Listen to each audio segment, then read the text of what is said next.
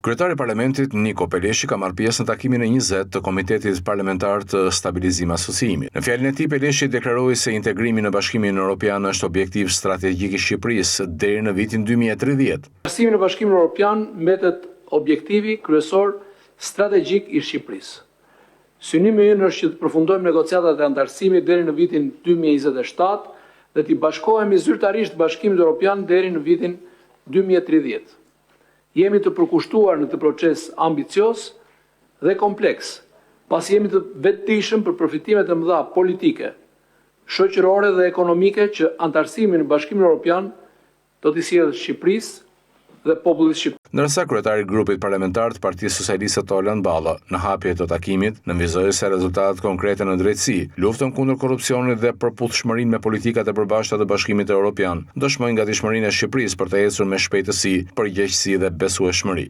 Spaku fituesin e cilët kuvendi patin nderin dje ta dëgjonte në raportim, ka dhënë 30 dënime përfundimtare për zyrtar të lartë, duke provuar se lufta kundër korrupsionit tani më është në një situatë të pakthyeshme.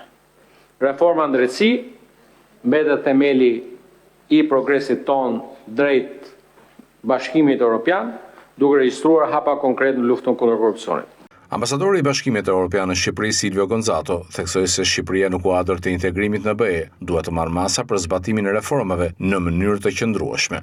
Tepër e rëndësishme të nënvizohet se urgjenca e reformave të lidhura me antarësimin e BE-s nuk duhet të vijë në dëm të cilësisë së tyre. Integrimi evropian nuk është thjesht një punë formale për të plotësuar ndonjë kuti apo për të thënë që puna është bërë, por Shqipëria duhet të marrë masat për zbatimin e qëndrueshëm të reformave në mënyrë që ato të sjellin përfitime konkrete.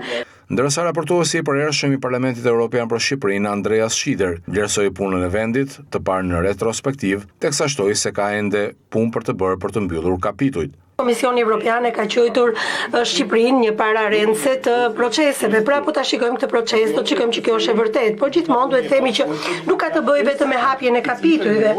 Kemi edhe më shumë që të mbyllim këto kapituj, por madje edhe atëre nuk mbaron puna. Takimi i 20 i Komitetit Parlamentar të Stabilizim Asociimit Shqipëri-Bashkimi Evropian mbahet nga data 28 deri 29 tetor 2025.